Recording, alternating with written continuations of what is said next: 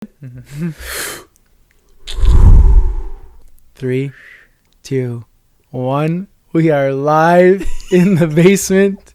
Welcome to the Median Podcast. Yeah. My good friend Cesar. What's up? How you been? How you been? I feel like I'm high. I'm not even high. I'm not high, guys. No. Yeah, I'm cool. I'm good. You're good? Yeah. We've been talking off camera for what, like Fucking 20 minutes. like 20 minutes. No swearing. True. My bad. Sorry, boys, girls. Guys, we gotta cut. No, it's fine. No, they could handle it. They could handle it once in a while. So there's no worries. Do I look directly in the camera and it's like I'm staring at them? Is that it? You're breaking the fourth wall. Okay. Yeah. So you could say hi to anyone you want. You could go hi. Hi. Hi. Hi, mom. Hi, mom. I can't. You can't. I'm Okay. good, I'm good. You're good now. I'm ready. You're ready? Yeah. Okay. So yeah, we've been talking off camera for what, like an hour now, easily. Yes, sir. We've been talking about a lot of cool stuff. Cool stuff. Yeah. What What, a lot of cool stuff. Yeah. So what I want to know is, what is your passion right now? Like what Yeah. drives Cesar? That's actually, I feel like 6 months ago, I would have told you, like, film. Like, I want to be a film director. Yeah. Now, well, no, I still want to be a film director. Just that, you know, like, with every, like, passing moment, there's something that comes in your way and you're like, oh, I'm not sure. Or, like, or it, like, accentuates more what you want to do. Yeah. I think right now, my passion would still be film. I would love to be a film director, right? But, I feel like I should only be saying that once I'm, like, actually doing something that leads me on that path, because I'm not doing any, like, now I got a job. Mm-hmm. I go to summer school. Like Yeah, you're still a student. Yeah, it's a film class, right? Mhm. So I'm like kind of there, but like I'm not actually doing anything like script wise, not writing anything. I'm not meeting people who like to get me into making a film. So yeah, it's So you're not necessarily stuck in terms of like your big picture, but you're like I want to be like doing something on the side towards that, like, hopefully eventual like career path. But right now I'm not, and I keep saying I am. I keep going like I love to you know, I'm like, yeah, I'm writing a write script, or and like stuff, yeah. I tell them, like, in the present tense, I'm like, I'm writing something, or like I just got an idea for a Mhm. thing, I'm pitching something, but I'm not actually doing like as anything. much as you'd want. Yeah, But- and I don't know why that is. But do you think you say this to, I guess, to encourage yourself that no, it's actually like something I want to do, so I gotta keep saying it so that it enforces that idea? Or are you Yeah. trying to prove to people that you're all right when you're not really all right, and you're trying to maybe get some sense of how should I say this, a sense of Like I'm yeah, fine. like Yeah. like a sense of pride, or like you're looking for people to The thing is, to, I hope it's the first one that you yeah. said, but I think it's more the second. Like, I'm just trying to like convince myself that like I'm doing something, but I'm not doing anything. But do you, when you generally say that to people, what is the usual response? Well, they're like? always they're ecstatic. Yeah. They're like, wow, they're like, good for you, and they're Yeah. like, I always knew that you like this. I'm like, wow, like, thank you. And then I go home, and that's like, I don't do, like, it's not like I'm like wow, like Charlene told me that she really saw me doing this. I'm gonna do it now. I'm gonna write a script. Mm. I go home and I'm tired, and I fall asleep and I forget about the thing. You know, like, there's always something, like, whenever I'm like, I'm gonna start writing today, that's it, I'm doing it. I tell myself, oh, it's 4 p.m. now. I'm gonna go to gym. I'm gonna go to gym first, you know, just to get, like, you know, get my fluids going, whatever. And then I come back home, like, now I'm tired. And the thing is, like, the other part of me is like it knows that it's tired. Yeah. So, but that's the point. Like, it's like I don't want to start, because I feel like what if I do it and I'm like, wow, I actually really suck at this. Like, I suck at writing. I suck at Yeah. I think they agree as well. Yeah. No, I'm joking. Thank You don't you. suck. No, you but don't yeah. suck. That's the thing is, it's a dialogue that's so repeated in our mind, right? We tend to focus more on the negative because we look at other people, we compare ourselves, and we say, I like, do that, yeah. okay, well, if they're there, how will I ever be there as well, right? So the thing is this, I spoke with a friend of mine recently, and He even talked about it on the podcast. It's an episode I'll be posting soon. And he was mentioning how rather than procrastinate and sit at a desk and, let's say, I don't know, like play a video game or completely distract yourself on social media, he will do something that is deemed productive, so that in his mind he feels like he's fulfilling something, but always pushing away that top priority. For example, what you said, right? I go to the gym. Going to the gym is healthy. It's a good priority to have. But it's not. But it's and you're using that as a It's an excuse. As an excuse in a way. Well, I went to the gym, so at least I got that off my list. Yeah. But you're still pushing the writing the writing practice that you want to put in. Mm-hmm. But I think that's normal, and everyone really does that. It's just that you have to, I guess, find a middle ground, like a median. But no, find a middle ground where you really schedule in more time to take, let's say, 10 minutes. It's what you told me. I think you told me this like in October. Yeah, like a couple months ago. You were saying, like you should write, spend maybe 10 minutes a day, like minimum. Yeah. And just you have like a notepad or something and just write down your ideas, or like, you know, write down like a scene in the movie you want to do. Mm-hmm. 10 minutes a day. And then eventually it kind of becomes a script, or becomes like something that's substantial, you know? And, I tried doing that for like a month, and I was doing pretty well, like not bad. Yeah. And then I guess it was finals season. So something has to happen for you to be like, oh no. Yeah. Yeah. Yeah. It's rough, man. Like I think there's always, like, cause life is chaotic. It's not perfect. You're always going to have something that shows up and takes away some of that motivation you might have. But that's where drive comes in. I think drive's a bit more powerful. It really gets you to the destination.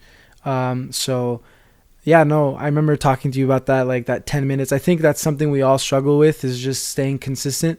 A lot of times we'll get impatient, right? We'll be like, oh, well, it's not happening. This is not what I want. So why should I continue? But those questions should be shifted in.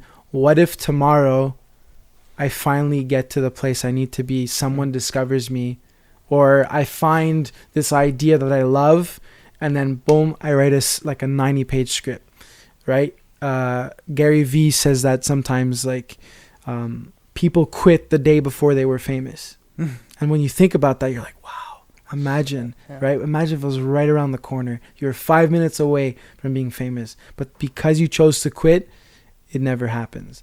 But again, those are ideas that are interesting, and simple, but they're not easy because it's a mindset, right? And I think being, you know, younger and in school and trying to find, you know, some purpose and finding our identity, this is where there's a crisis between, like, okay, how much do I really like this, and how much more time can I put into this, et cetera, et cetera. But again, if you put in 10 minutes for a month and then the next month you don't feel like it, give yourself the chance to take a week off, but then get back into it. Maybe not 7 days a week, but 3. And then you go from there, right? Like smaller goals, just to make it less overwhelming. Yeah, I agree that it requires a mindset, because I remember I feel like I'd find any way to convince myself that I'm not ready for this. So I'd go on like those like Wikipedia pages and look up like directors. Yeah, and like I started directors. When I was 40. Yeah. Oh my god, you see like not Sean, because Sean Penn's not a known director, but like I was reading one of his biography, and I think he grew up with his brother, who's also, I forgot his first name. He's also famous, around the same street as some. I don't know if it was Steven Spielberg or something, but it was some. Like very known. They're very known, like very well known right now. Yeah. So one guy and another guy too is very well known, and they grew up together, and they had a love for film. They bought a camera together at like 10 years old or something like that, and they'd be filming like short films, you know, and then they found their path afterwards. Yeah. And I'm looking at that, I'm like, I can't go back in time and fix I that know how thing. you feel. Yeah. And I don't own a camera, and I don't actually like to hold a camera and film. Then I look up actors and stuff. And I'm realizing I'm looking at I started seeing a trend. I was seeing how like they all had like moments or like periods of time where they didn't do well. You know, they had like major failures and they disappeared. like Mhm. for a while. Well, Sean Penn had a huge I'm sure, yeah, he did. issue I feel, yeah. in his personal life. Well, huge issue. I don't know if I could coin it like that, but Mm. yeah, didn't he have to go and Wait, hide for a bit? I forgot, because he was married to Robin Wright at one point, and then Something they divorced, I and then don't something remember, happened, and then yeah. I didn't see him for like several years. Mm. But yeah, I know that everyone goes through some stuff, but the reason why they have a freaking Wikipedia page is because they came back, right? Like, and, like I also been seeing like directors who have not made many films, or who have made films that weren't well received at all, Yeah. and then you just see like they suddenly just got a big job in Hollywood, like a big like Disney movie job, and you're like, how is this happening? But it's because they keep like going to the, the festivals, the meetings, whatever they're looking for work, and there's always a need for people to like helm a project, right? Yes, of course. So yeah, I just feel like you gotta persevere, Yeah. and that's the actual key. Yeah. Yeah. It's also a question of, I guess, your surroundings as well, right? Like, a lot of people will say, like, show me your friends, I'll show you your future, type of thing, right? Like, if you surround yourself with people who think, like mid-tier, quote unquote, like they don't see themselves becoming big shots, which I think is still a normal, it's a proper lifestyle. Like, you're allowed to not like live in wealth, and not like like, you don't, if you're comfortable working 9 to 5, having a close group of friends, going out on weekends, like, there is like there's merit in that. Like, there's merit in that, great, because people will find relative achievements, will find an achievement, or conquer an achievement, conquer something, and then they'll feel more fulfilled, and that's fine. But thing is that if you want to be, I guess, the greatest at film or at writing and this and that, you got to start surrounding yourself with people that think the same so that you could eventually get there. But it's not necessarily a film director. Sometimes people try and look so much, they try and look for people in their field, but you can meet, of course, a guy in business. It's like like I met you, and I remember, because someone told me this recently. They were like, you know what you need to make your movie, your first short film, you need to be surrounded by people who are in the same kind of, not the exact same field, but like similar field. They support you every day, like they bring it up, they talk to you about it, so you could always feel like you're surrounded. Because but like, besides you and Nick, or I don't really have that many friends who are in film, that could understand the struggle of being like more of an artist, and being like, okay, well, I have to sit down and write something that comes from within. So we don't talk about that part like that much, and then you just forget about it, Yeah, it's kind of like why I asked you and Nick to do. You remember this back in like our first semester, to have like a weekly kind of, I don't know what it was called. It was like the beat thing. I don't know, but it was just like a we coined it something. It was like a little weekly meeting. It was like, the 50s, like the beat poets there. Yes, of course. Or the French directors in the 50s would meet up and talk about those cafes and just sit down. I mean, look, it's never too late. I think it's important to understand like that we have so much time left, but that time needs to be used properly, in a sense. So because we're 21 and we think that we have no time. Like, there's no time, and I still, even right now, I don't believe that we do have time, but I know that it's like I feel like in every person there's two parts. There's the conscious side that's like you're talking, you're saying things, but then there's a side that it's believing or not believing what you're saying, or whatever.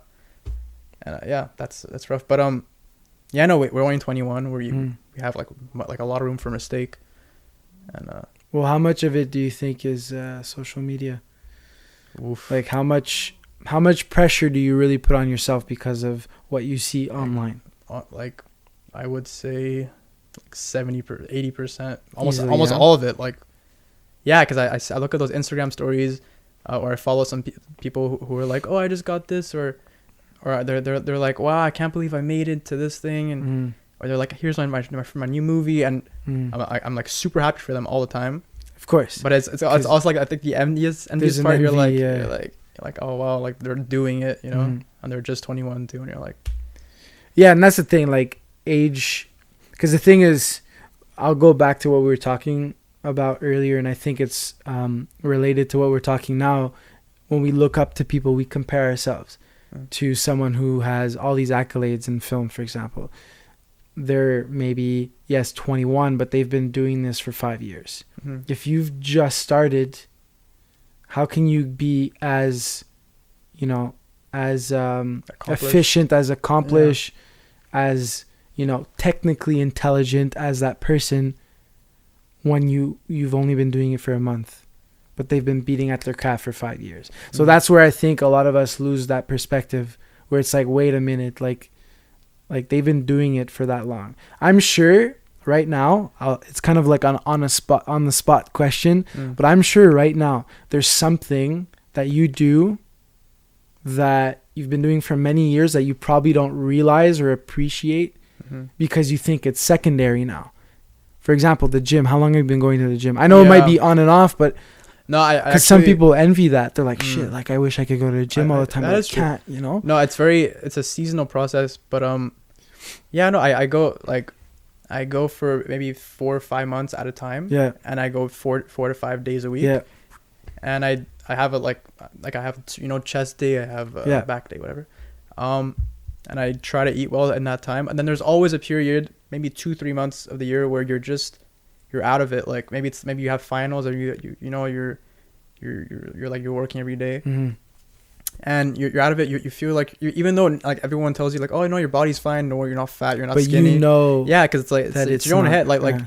and I guess you're just always like hard on yourself much more than other people are. And yeah, and then you're just like no, I can't, like I'm in a what's that word, like slump right now, and I'm never gonna get out. But then I at least me, I always got out of the slump because I'm always like, you know what, like I'm looking at this James Bond film right now, he looks amazing. I could do it. Like I'm not gonna maybe be at James Bond's level, but I could do it too. Yeah. And then you go one day, you get to the gym, and it's the icebreaker again because your body's not used to it. Then it's rough, and it hurts a lot. The next 2 days you're in pain, major pain. But then you're eating broccoli, you're eating salmon, you're like I feel good. You're like, yeah, you're like, even if you don't obviously see the freaking muscles like rippling right away, you're like I'm doing something. I feel healthy. Maybe it's placebo, but who cares? Like, but if it helps you, who cares? So strong. The mind is very strong. Yeah. And that's why I wanted to bring this up, because you're able to do that pretty consistently year after year. Whether it's 5 months, it's still better than most people. And that's what's good, is that right there, that shows your character, your work ethic towards the gym. So when you translate that to like script writing, for example, you got to understand that there will be slumps. But that I can do it because I've already done it. There you go, you know, like, but the thing is that people neglect the mental health of like, you know, feeling over, like, and so I'll word it differently. So people generally will preach physical health, like go to the gym, eat well, you know, try and run or do this or do that, right? Be physical, right? But they forget to tell people that there are days where you wake up and you don't really feel well, and you don't love yourself as much, and that's normal. But what are the tools to help with that mental strength? How can I build the mind, right? Are you asking me, or you're just, okay. How can I build the mind so that I have the same the same physical strength, but for my mind instead? So that way, when you are faced with, you know, adversity, and there's, you know, a thought in your head that is pushing you to the ground and like keeping you there, how can you do the same when you grab, you know, a dumbbell and you curl it and you're like, oh, that was tough, but I did it. So how can you translate through your head, you know? Well, in regards to the gym, I remember, now I don't use this anymore because I kind of feel like I've mastered this area, but maybe like 2 years ago, I started, it's like, you know, those little notes, those like cardboard note, like cue cards, I think. Yeah. I would write down, I'd divide in like 4 sections, and then I'd say I write day 1 chest, and then under it I'd write triceps, then abs, then running, like cardio, and then I do day 2, and then I just write that down, and I put that. It was right in front of me, like over my desk. I just like put that on the wall, so that every morning I'd wake up and then I look at it, and I have to go to my desk to get my car keys, whatever, and I see it, and then I'm like, okay, so today's my day 3. And then I just think about it. I'm like, well, I could do day 3 tomorrow. I could do it the day after, but then I'm like, no, I want to get to day 4. I want to restart because the thing is, for example, I love doing chest day, and that's day 1. Mm-hmm. And day 4 is legs, and legs is rough. Mm-hmm. So whenever I see day 4, I'm like, I'm always like, crap. Like today's day 4, I could just postpone that for like a week. Like I can't do this. But then I'm like, but I want to get back to day 1. I want to get back to that. I want to do chest again. And then that's what makes you do it. Like that, you're like, you know what? I want to do chest tomorrow. That means I have to do legs today. Then I just do legs, and I hate it. But it's like, who cares? Like, it's a cycle. But there's always a slump in the middle of it, and you gotta persevere beyond that, because then the next day when you're doing chest, and you love that, you actually you're working even harder because you're like, oh, this is amazing. I feel like I'm actually progressing. Yeah.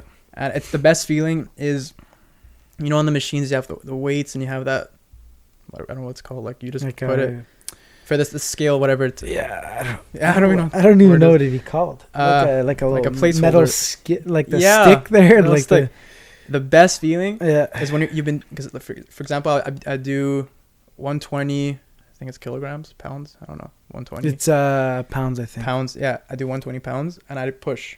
I do 3 sets of 6 reps, which is like the lowest amount, but that's to gain muscle. So I do that, and then I realized at one point for the first 2 sets I did actually 9. I did 9 reps, and I'm like, wow, that was like I surpassed the 6 reps. This is really pretty easy. Then I'm like, wow, that means I got used to this amount of weight. Yeah. So the best feeling is when you put it down, and then you just have to put the skid thing, whatever, to the next level, and you're like, wow, like I'm there now. I'm a 125, and you're like, yeah. That's amazing. No, but it's good because it's personal. That's right? Really like it's a personal like accomplishment. It's like once every 2 weeks, and you're like, whoa.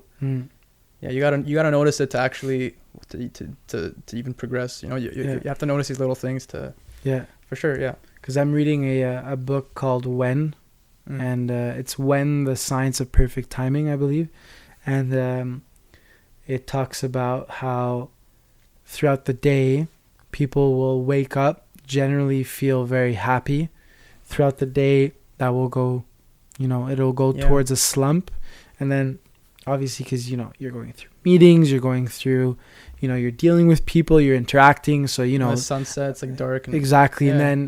And then, but however, at night, it goes back up again because you're looking forward to the next day. Okay. But that's the, what's it called? Is it circadian rhythm? I believe it is. It's like your internal clock. Yes. So obviously when the sun goes down, you feel a bit more tired. Of course. Yeah. The sun goes up, you're awake, you're ready to go. So because of this wave throughout the day, I think it's normal that if you look at it long term, like your performance will kind of do the same, right? It'll go up, it'll dip, it'll go up. I believe that if you stay at a constant, I don't know if at a constant like stable level, that's actually not a good thing. I don't, because then that becomes the new normal, and you don't. Everybody gets used to it. You get used to it, and there's no progress because to have progress, you have to have like some failures to know what progress is, to know what better is. Absolutely. So. Yeah, it's kind of like we had in science class. I'm thinking of like Mr. Cayuet for some reason, our science teacher, Sec 3. And I don't even know what was him, but there was a diagram about the wolves. Yeah. And how their population goes up and down during these months. Because then I think it was, maybe I'm getting this wrong, but like during the spring, the certain birds come back from migration, whatever. And there was obviously more prey. So the population of the wolves goes higher, but then it goes down again. Less food, they go down. Yeah, and then it goes back up and down. And then at one point, they were saying how recently the number of wolves has been like, it's been a good amount. It's been like the healthy amount because it's nearing the constant, but it's very small. Like, but it does go down. Like it's very small, like slumps, and that's. I don't know why the hell I'm trying to get this comparison. But just to show you how like there's never. Or there shouldn't be one level of something. There has to always be even minimal amounts of slumps to really get any progress. Yeah. No, it's science. It's been proven in some sense. It's natural. It's normal. I think at the end of the day, we could all tap ourselves on the back and say we did a good job, because, you know, going through a day sometimes isn't something that's obvious, isn't so cookie cutter. But no, that's what life is. It's all about taking some blows and trying to get back up, and that's about it, right? Rocky quote. Yeah. What's up? But what I wanted to know is, you're in film right now. You dove into it head first.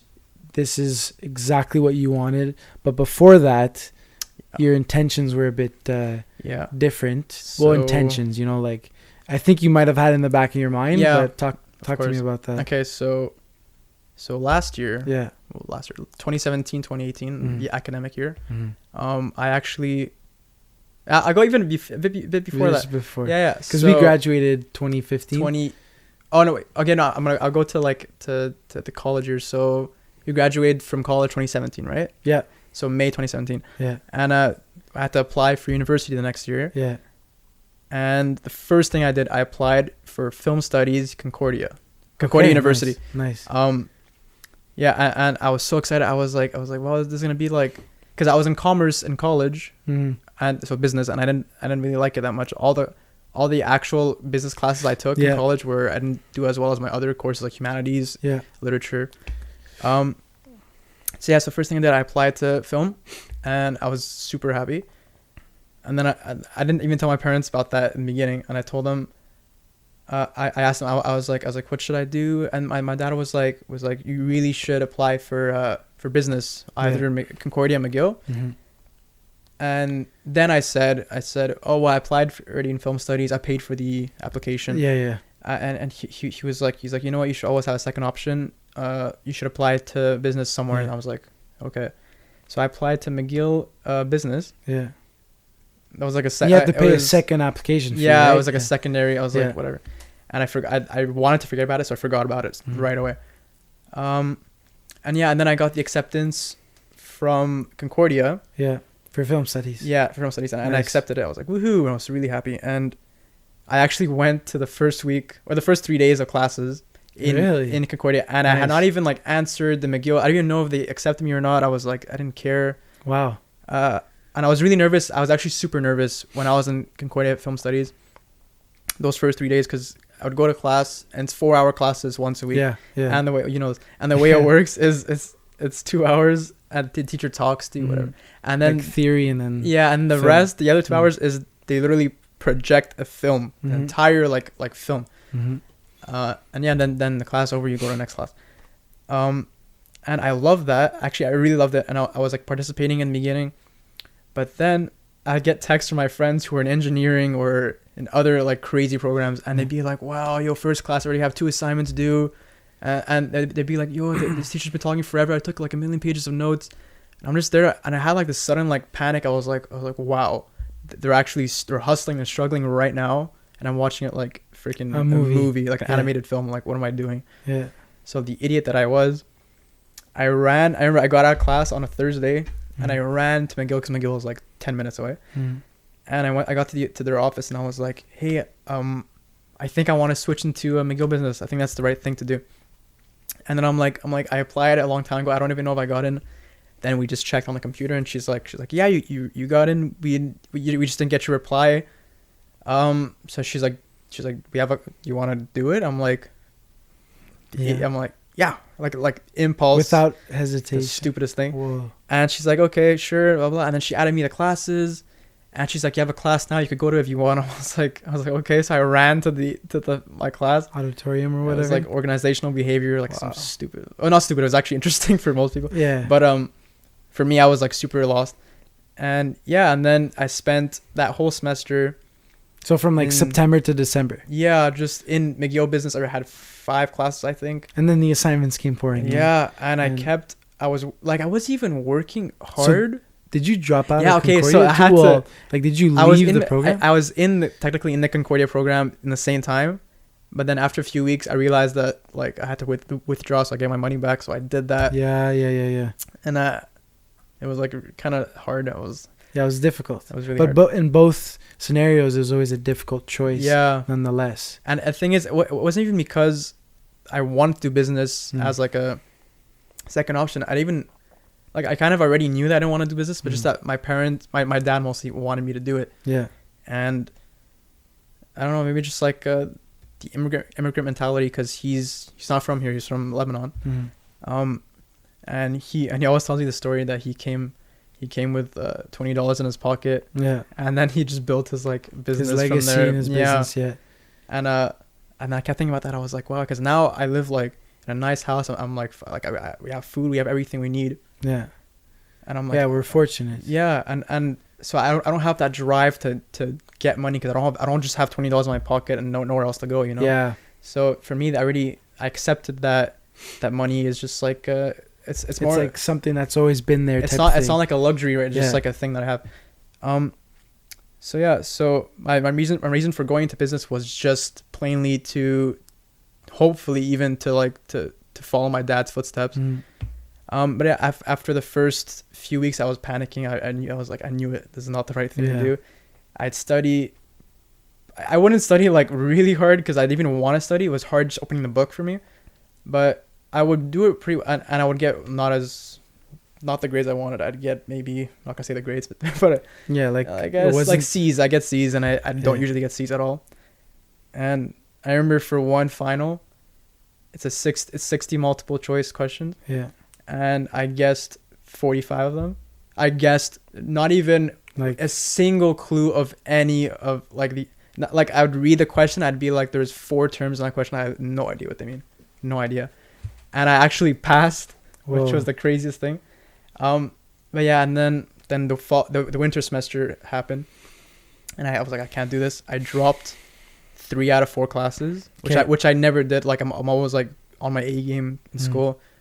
And I got a job, and I was working, like I was like full-time working on the job. And just with one class. And I kept like a marketing class, like it was pretty easy.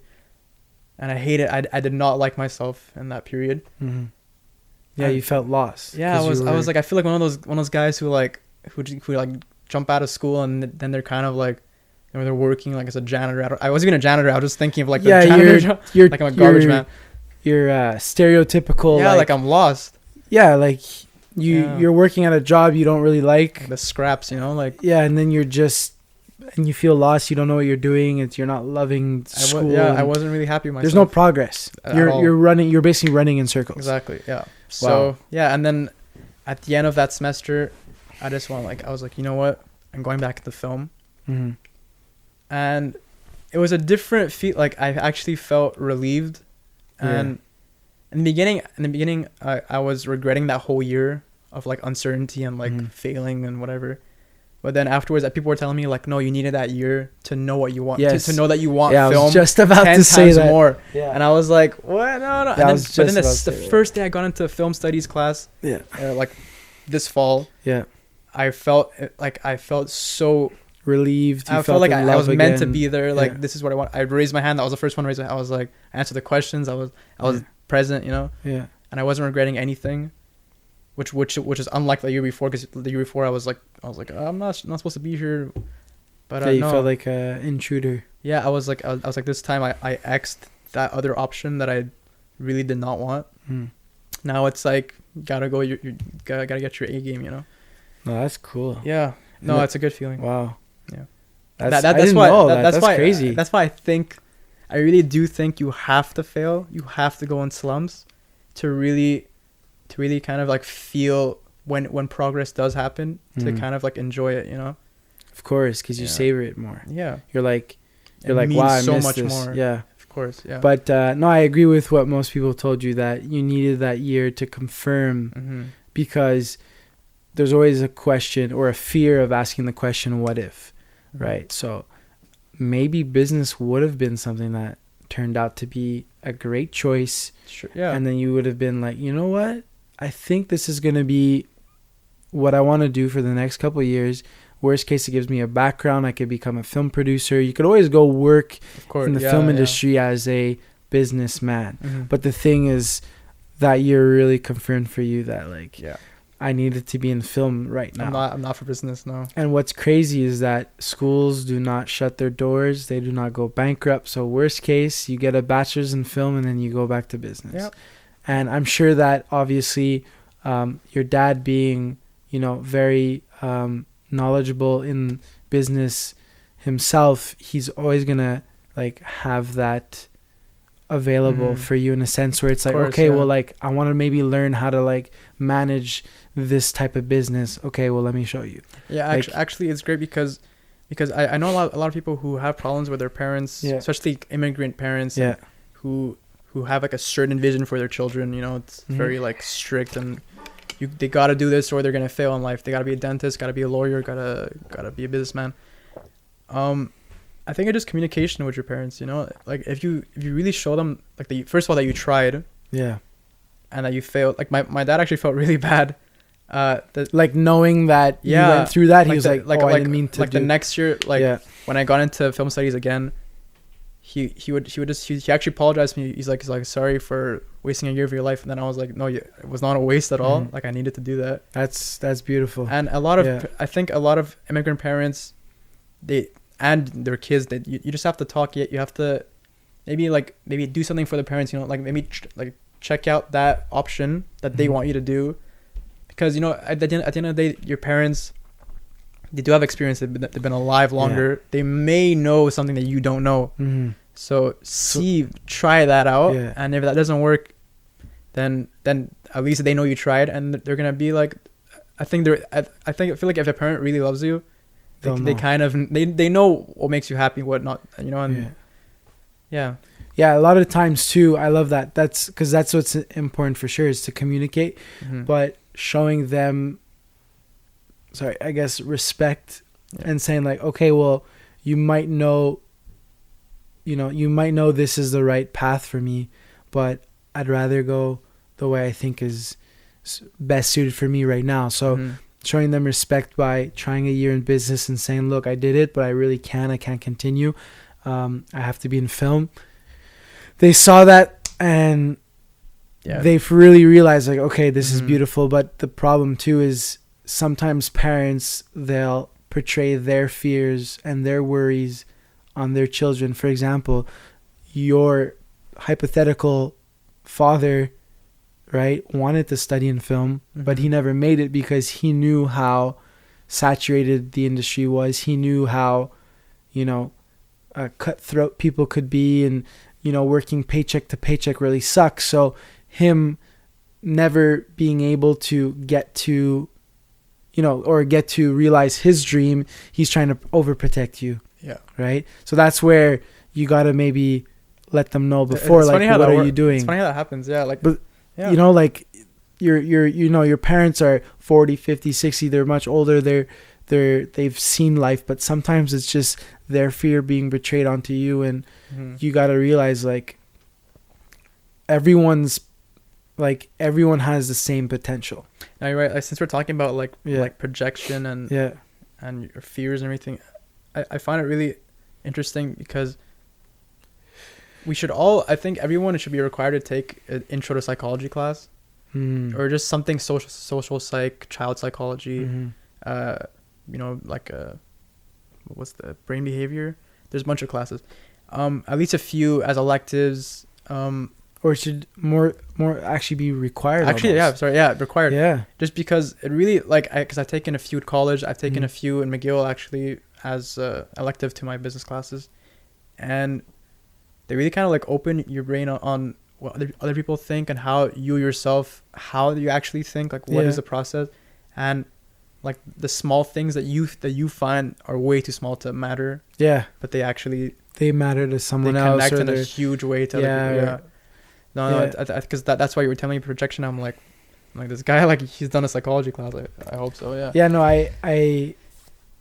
I'm very interested in like behavioral science and just understanding the mind, because like I was trying to highlight before, is we focus too much on the physical health than the mental health. Yeah.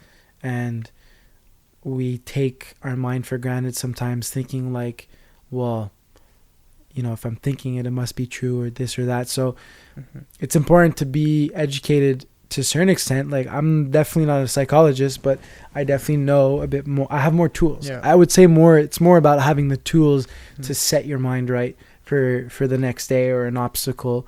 But communication's great too. Having good friends around you, good family. Mm-hmm. It's sometimes there are tough decisions you have to walk away from. Things that may be toxic in your life. But I think it's part of your path in some way.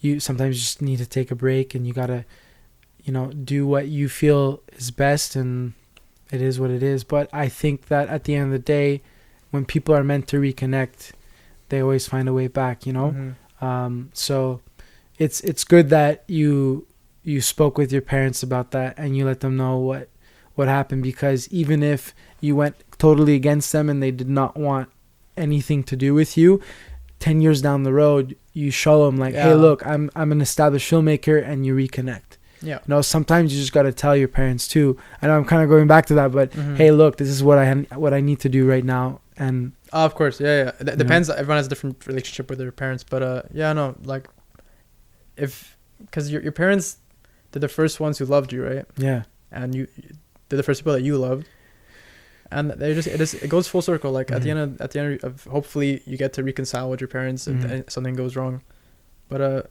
I do believe that that things come back. You get opportunities in life again and again. oh yeah, there's always doors that There's are always open. Something. Always a door. Yeah. For anything, Always for a a career, for your family relationship. Always. You just have to Yeah. know when to walk in. Yeah. That's why preparation's key. Mm-hmm. If you're always preparing for an eventual opportunity, when that door opens, you can walk in. And do you ever think about this? It's a bit kind Off of topic, a little yeah. bit, but not really. Especially since we're still young adults. We're not Mhm. like, I would even say I'm an adult yet. I'll still Mhm. say I'm a teenager, even though we're 21. You notice every year, like okay, because the thing is, I don't make any sense. Okay, there's always like a point in the month of May or June, like the Yeah. end of the academic year, Mhm. where I just stop, and for like a week, every day I think about how much did I change from last year. Yeah. And last year, how I thought I was like at my top, like Yeah, you're like- performance level. Yeah. Like mentally and physically, Mhm. I'm like, yo, the fact that like there are things that I've learned in 1 year that I thought that I didn't even think about that I needed to learn, Mhm. because I didn't even know that there was something else that there's another that needed to be area done. that I could explore. It's like reading an old text message or reading a journal. Yeah. It's like, whoa, how did I think Yeah. that way? Or was I really doing We always that? think we know Yeah. stuff until there's new information. You're like, And that's why we, even at, 20, 30, 40, 50, you're never really going to have Mhm. the answer. You'll know your truth in a sense. Like you'll know what you're striving towards, but there's always stuff that and changes. that's the point. That's what I love changes. is there is never. Yeah. We all love to think that there is like like quantity or like Yeah. a number, like whether in a bank account or just like in a like existential way, but it's the journey. Sorry, I'm touching everything. It's the journey to. It's the journey to wherever you want to reach. That's the actual juicy part. That's the part that you should really Yeah. kind of like. It's like I'm thinking about since last year I progressed in this way. Yeah. But it's the whole year, the actual journey, the failures, the whatever, the relationships.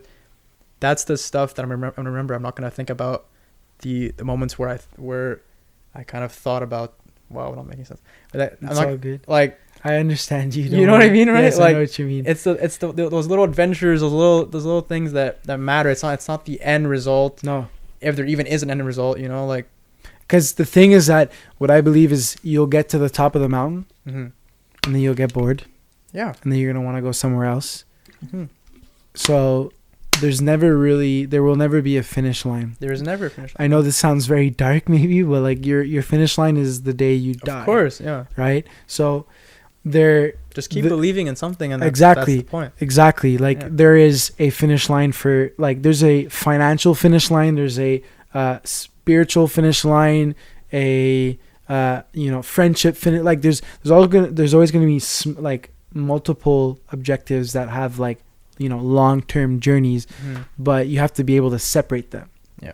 and not be caught up in, for example, like a materialistic thing, and then it goes into other things, and it's like you're clouded by these I think that's negative thoughts. Yeah. But again, we're young. Like this is, and I love what you brought up is like you take time to really focus on your progress, and that's not natural. That's essential. You have to really see like, okay, I'm better now. Like I'm in a different place. How can I now take this and improve and continue? Or even improving? the other way where you're like, I was better last year in a certain field, right? Like I'm not as healthy as I was last year, but then you know that since you've done it before, you could do it again and probably better.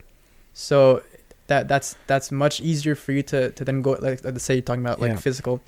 It's easier for you to go to the gym the next day, and because then you know that you've done it before. You have pictures. You have not just pictures.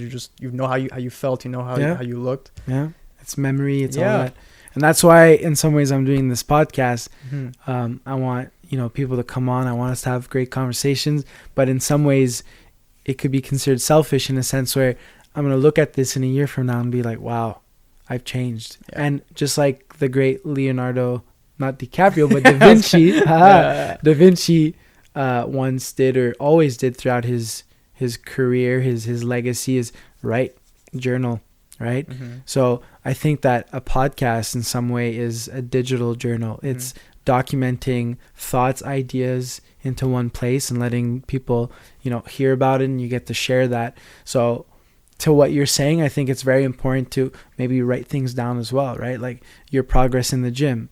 You put your days down, but you could always put check marks. You could always say like, I can now lift 5 more pounds. And then next week it might go to 7 or 8 and then seeing those numbers, it just flips the switch, and then it's pure joy, right? People need to find joy a lot more than trying to be stuck. But I guess it's that jump where they're like, they don't want to take that leap of faith because they're afraid of all the people behind them saying, oh no, you can't do that. You can't do that. Like, you shouldn't be doing that. Like, come back. Yeah, come back. Come on. Like, be part of the society. Like, come on, there's a line here. We got to stick. Like, no. Yeah. Like, take the leap of faith, go into something that might be scary for you. And before the podcast, we were looking at a quote I have. Yeah. It's, if your dreams don't scare you, they're not big enough. I believe that. And mine really scared me. So like when I read that, I was like, are mine scary enough? And just thinking about that got me scared. And I was like, that's good, I think. Yeah. Right? Because it's kind of like a hypothetical, never reachable finish line. Yeah. But that's okay, because just by trying to reach it, I'll be doing great things. And they're just like little check marks. And hopefully I'll start actually checking them off soon there, but it doesn't matter. Progress. As long as I'm doing something. Yeah. Because the idea is one check more every year is better than nothing. Yeah. Right. Yeah.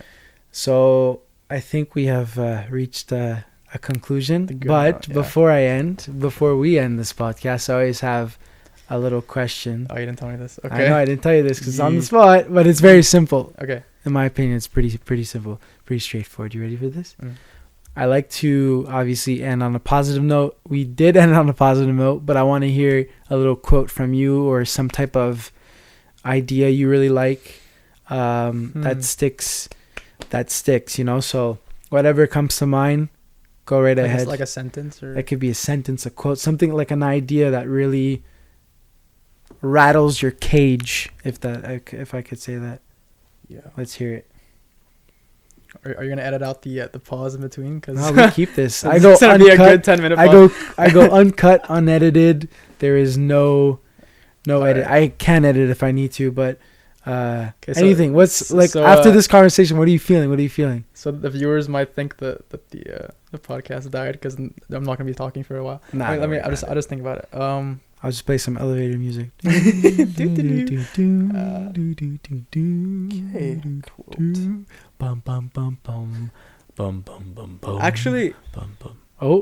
but this is not really like one of those like expressions that make you want to do something. It's more, well, I'll tell you what it is, because you've seen the movie La La Land. Yeah, Damien Chazelle. Yeah. So there is a song near the end of the film. Yeah. Well, do you remember the most of the movie, like the part where Emma Stone, forgot her name, Mia in the movie, she goes to an audition, and she's been to a million auditions and they all failed, whatever. She never gets a call back, But this time, and the auditioners, they're always people with they have their phones in their hand. They're drinking something. They're talking to someone. They don't care. Because they know that they're never gonna hire her anyways because she doesn't look the right part. But this audition, they have their phones down. They're looking right at her, and they're not even asking her to repeat lines. They're just saying, "Tell us a story." So already she feels like uncomfortable. This is different. Yeah. Like this, I'm on the spot. I could, and she's saying a story, and then it kind of like progresses into a song. It's called Audition. The song's called Audition, Mm-hmm. and in a line in the song is she says, "Here's to the fools who dream," and she's kind of like she's crying as she's singing. She's just kind of, she's saying like the poets and painters. Mm-hmm. And the outcasts. Yeah, and we're whatnot, all dreaming. We're all like failing all the Mhm. time. We're never making it, but then we do make it, Mhm. right? Because we just keep on doing it. It's the madness. So, yeah, and that one line, "Here's to the fools who dream." Every time I think about my Oscar speech, hopefully if I win an Oscar in the future, Here's to the fools who 20 dream. years, yeah, I'd be like in the words of Damien Chazelle or whoever, Yeah. "Here's The to the song. fools who dream," and then I just be like, Thank you. and I'm out of here. I Yeah, love that. That's Yeah. gonna be immortalized forever, my man. yes, sir. Thank you so much for coming. I Thank appreciate you. your presence. This was great. My Thank hands are you. sweating. Sorry. It's all good. No stress. To everyone watching, listening, you are beautiful. You're amazing. You're bold. Keep chasing your dreams, and we'll see you on the next one. Peace. Thank you. Thank you.